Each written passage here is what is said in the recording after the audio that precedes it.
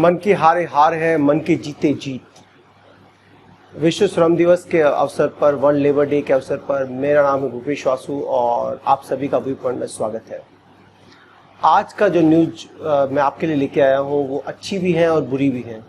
मैंने शुरुआत की थी मन की हारे हार है और मन के जीते जीत। उसकी शुरुआत करने का मेरा जो लक्ष्य था वो यही था कि आपके मन में यह ना रहे कि इस कोरोना बीमारी से हम जीत नहीं सकते। चारों तरफ बहुत नेगेटिविटी है, चारों तरफ ऐसा वातावरण क्रिएट किया गया है कि हमें लग रहा है कि शायद हम इससे उबर नहीं पाएंगे। लेकिन जब आप पॉजिटिव खबरों को देखेंगे तो आपको पता चलेगा कि भारत लगातार इस महामारी से जूझ रहा है और लड़ रहा है। प्रधानमंत्री मोदी जी द्वारा और सभी राज्य सरकारों द्वारा एक तरीके से एक प्रयास किया जा रहा है कि जितना हो सके लोगों में पैनिक ना क्रिएट हो। इसमें सभी राज्य सरकारों की उतनी जिम्मेदारी है और मुझे ऐसा लगता है कि सभी राज्य सरकारें अपना अपना कार्य करेंगे तो बहुत जल्दी हम इस बीमारी से मुक्ति पा लेंगे। जो खबरें आज बार बार आ रही थी वो आ रही थी। पहली तो खबरें मुझे बताना नहीं चाहता था मैं, लेकिन आज भी भारत में 4 लाख से ज़्यादा, जी हाँ 4 लाख से ज़्यादा मरीज आए हैं और ये कम आंकड़ा नहीं है। जब हम बात करते हैं 4 लाख से ऊपर, मैं ऑनलाइन डेटा अभी देख रहा था तो 24 घंटे के अंदर अगर रिकॉर्ड 4 लाख केस आते हैं तो यह अमेरिका में जो अभी आ रहे हैं, यूएसए के अंदर जो केस आ रहे हैं, जो नए इन्फेक्टेड लोग हैं उनसे 7 गुना है।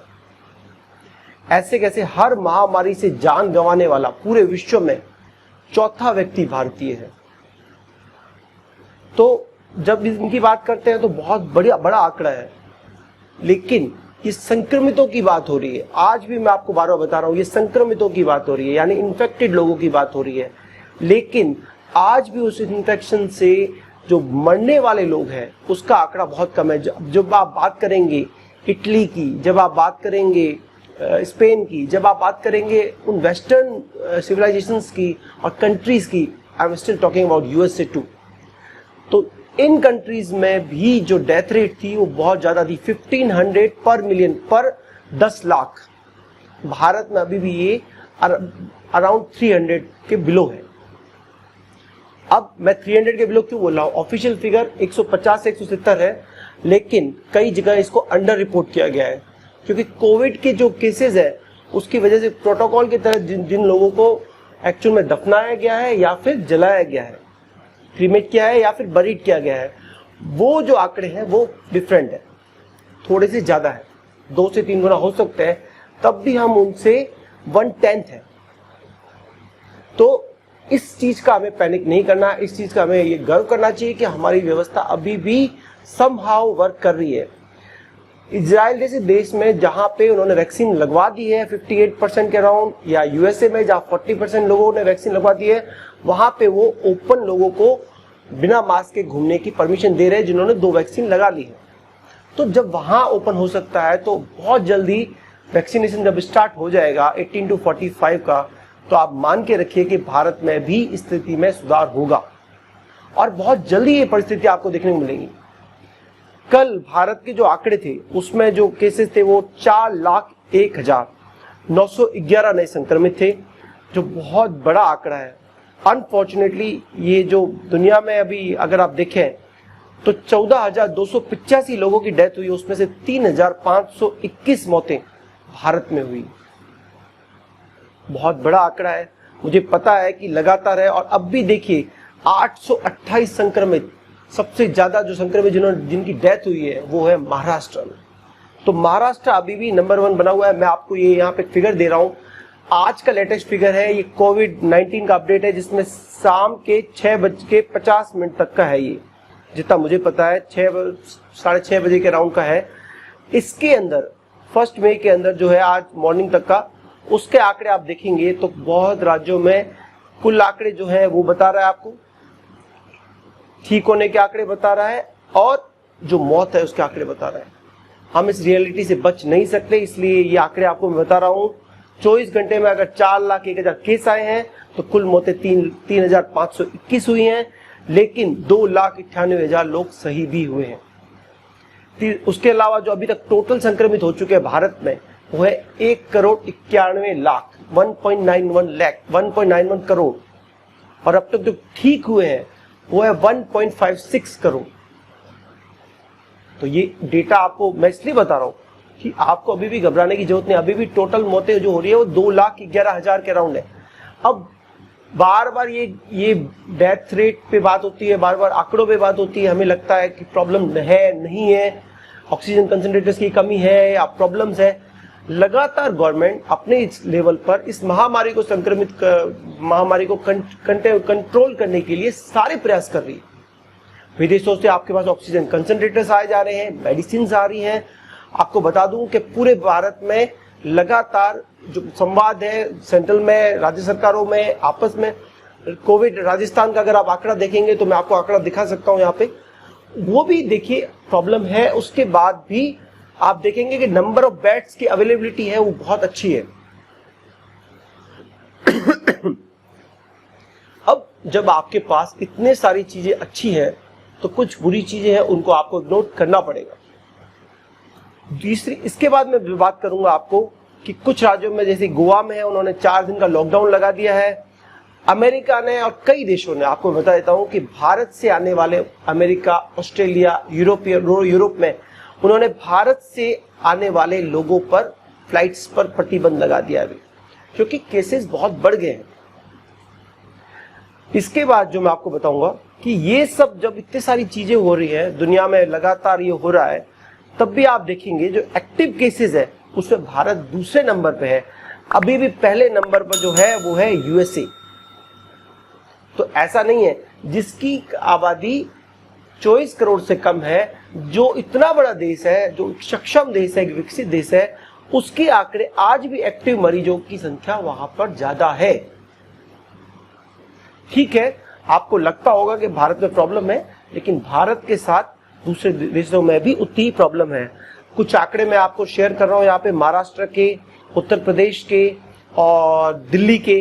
देखिए ये वो राज्य है जहाँ पे केसेस बहुत ज्यादा है। छत्तीसगढ़, वैक्सीनेशन वहां पे अभी तक स्टार्ट नहीं हुआ है। गुजरात, मध्य प्रदेश, ये सारे आंकड़े आप जब देखेंगे तो ये वरीड फिगर है, लेकिन इन पे जो आप बात करेंगे तो कुछ एक व्यू आपको बता रहा हूँ, अल्टरनेटिव व्यूज भी मैं आपको बता रहा हूँ कि गवर्नमेंट के द्वारा और कुछ विशेषज्ञों के द्वारा ये बताया गया है कि यदि वैक्सीन के दोनों डोज लग जाए तो कोरोना हो सकता है, लेकिन गंभीर लक्षणों की जो आशंका है वो 100% तक कम हो जाती है। अगर आपको दोनों वैक्सीन लगी है तो संक्रमण से आपकी मौत होने के चांसेस बहुत मिनिमाइज हो जाएंगे और लिटरली नील हो जाएंगे, 0। ये आंकड़ा मैं आपको बता रहा हूं।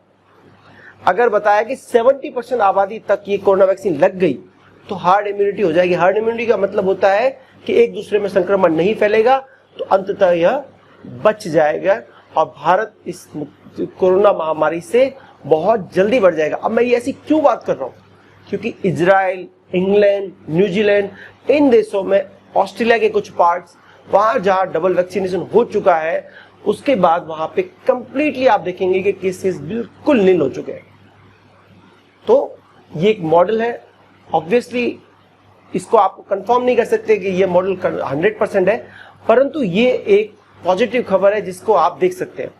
दूसरा, एक्सपर्ट का जो एनालिसिस आ रहा है उसमें आ रहा है कि भारत की जो अभी कोरोना लहर है उसके पीछे क्या डबल म्यूटेंट वायरस है या नहीं है। तो इसमें दैनिक भास्कर की एक खबर मैं आपको बताना चाहूंगा। एक्सक्यूज मी, उन्होंने Indian council of medical research के जो डायरेक्टर है, गोरखपुर के डायरेक्टर है डॉक्टर रजनीकांत, उनको और डॉक्टर शाहिद जमील जो वायरोलॉजिस्ट है, इन दोनों की जो एक इंटरव्यू किया गया था, उसकी जो मैं आपको मेन आपको जो उसमें जो प्रश्न है वो आपको बता रहा हूं। जो उन्होंने कहा था कि लॉकडाउन हटते ही, ये बात कर रहा हूं डॉक्टर रजनीकांत की, लॉकडाउन हटते ही बिना रोक टोक लोगों ने घुलना मिलना शुरू कर दिया, कुंभ और चुनाव में खूब भीड़ बढ़ी, इस नए वेरिएंट के संक्रमण को इन सभी कारकों ने हवा देने का कार्य किया है। ये स्ट्रेन बहुत तेजी से फैल रहा है और पहले से जो स्टडी अभी नहीं हुई कि पहले से जो वायरस अवेलेबल था उसके मुकाबले यह कितनी तेजी से फैल रहा है। दूसरा ये बता रहा है कि जो आप एक देखेंगे कि इनके द्वारा ये बता रहा है कि सेकेंड वेव फैक्टर पीछे सिर्फ एक यही फैक्टर नहीं है। बार बार आपको बोला जाएगा Indian variant, Indian variant, Indian variant. आपको मैं बता देता हूं कि आप देखेंगे यहाँ पे इंडियन वेरिएंट है, यूके वेरिएंट है, ब्राजील वेरिएंट है, लेकिन पूरे विश्व में जहां से कोरोना का संक्रमण प्रारंभ हुआ, चाइनीज वेरिएंट, वुहान वायरस, उसको आप कहीं पे भी विश्व के किसी भी मीडिया हाउस में या किसी भी विश्व के देश में WHO के द्वारा भी नहीं बताया जाएगा, लेकिन WHO के द्वारा भारत के एक स्ट्रेन को भारत इंडियन स्ट्रेन कह के पुकारा गया है। तो ये डिस्क्रिमिनेशन है और हमें इसका सामना करना है। और ये सामना आप कैसे कर सकेंगे? भारत में जलती चिताओं की फोटो पूरे विश्व में बताए गए, मोदी की फेलियर है, मोदी की फेलियर है, यह करके पूरे विश्व में ऐसे एक संदेश दिया गया कि भारत इस संक्रमण को रोकने में कामयाब नहीं हुआ क्योंकि नरेंद्र मोदी इसके लिए जिम्मेदार है और नरेंद्र मोदी की सरकार इसके लिए जिम्मेदार है। राज्य सरकारों के बारे में वहां पे भी बात नहीं होगी ऑब्वियसली। अब जब आप इस पूरे एक मीडिया के प्रोपेगेंडा को आप देखेंगे तो जहां 150 का आंकड़ा है 10 लाख के अंदर, वहां चिताओं को जलने बताए गए हैं। लेकिन जब आप बात करेंगे स्पेन की, जब आप बात करेंगे इटली की, जब आप बात करेंगे चाइना की, जब आप बात करेंगे USA की, तो वहां इस तरीके की कोई भी खबर को नहीं बताया गया था। यह चीजें बताती हैं कि विदेशी मीडिया हाउसेस द्वारा बार बार भारत की इज्जत को मलाइन करने के लिए, भारत को प्रेशराइज करने के लिए कि ताकि भारत की वैक्सीन डिप्लोमेसी खत्म हो जाए, भारत वैक्सीन को आगे एक्सपोर्ट ना करे, लोगों में पैनिक हो जाए। देखिए, लोगों में पैनिक होगा तो लोग बात करेंगे इस पे। सुप्रीम कोर्ट ने कहा है कि फ्री फ्लो ऑफ इंफॉर्मेशन होना चाहिए और मैं इसका सपोर्ट करता हूं। सुप्रीम कोर्ट ने कल जब एक केस में इसी रेस्पेक्ट में केस आया था, उन्होंने कहा था कि कोरोना के जो डेथ्स हैं उसके बारे में इंफॉर्मेशन को फ्री फ्लो होना चाहिए, लगातार बताया जाना चाहिए। परंतु क्या लोग इतने मैच्योर हैं कि इस तरीके की इंफॉर्मेशन को वो डाइजेस्ट करेंगे, इंफॉर्मेशन को एक्चुअल में फॉलो करेंगे? शायद नहीं। भारत में आज भी एक बड़ी जनसंख्या का वर्ग है जो जनसंख्या एक्चुअल में इलिटरेट है, जो कुछ नेताओं की बातों में आके वैक्सीन लेना बंद कर देती है। आप देख रहे हैं कि महाराष्ट्र में इस समय पे आप देखेंगे 60+ लोग खड़े हैं वहां पे वैक्सीनेशन सेंटर्स पे, लेकिन यह वैक्सीनेशन पिछले 2 महीने से चल रहा था, तब उन्होंने वैक्सीनेशन क्यों नहीं करवाया? तो ये कुछ क्वेश्चन हैं जिनके जवाब हमें ही ढूंढने होंगे।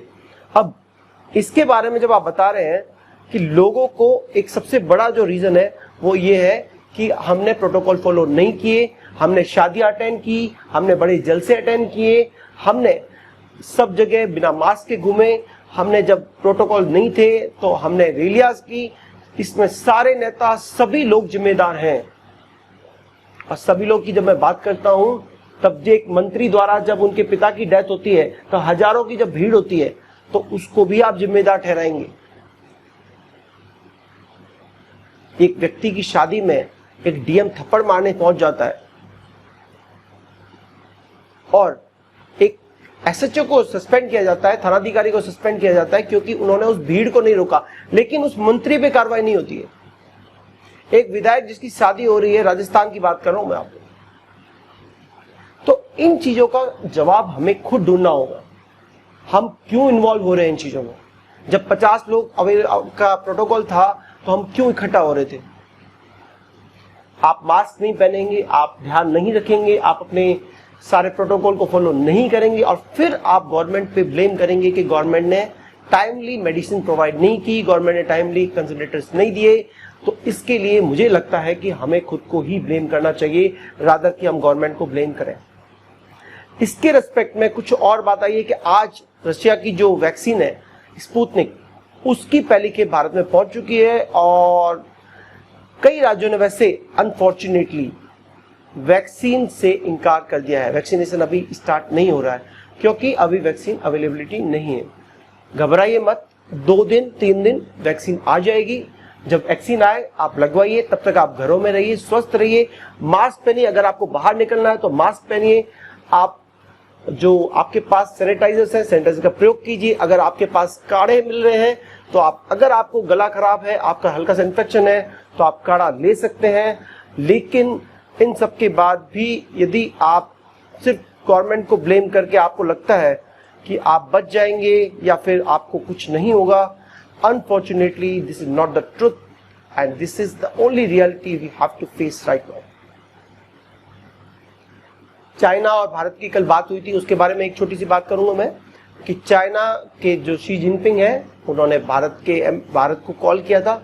उन्होंने भारत को हर तरीके की मदद का आश्वासन दिया था। भारत को अभी आपको मैं बता दूं कि हांगकांग से सप्लाई आ रही है, सिंगापुर से सप्लाई आई है और भारत में मेडिसिन और ये ऑक्सीजन की सप्लाई लगातार जारी है। तो भारत सरकार सब जगह पूरे आईसीयू बेड अवेलेबल है, वेंटिलेटर्स अवेलेबल है। आपको पैनिक नहीं करना है, खुद का ध्यान रखना है और मीडिया में जो इस तरीके की नेगेटिव खबरें हैं उनको आप भूल जाइए, क्योंकि मीडिया जानबूझ के, वेस्टर्न मीडिया ने, एक आपको पता होगा कि जो लोगों की जलती हुई लाशें हैं उसके फोटो का ऑक्शन हो रहा है।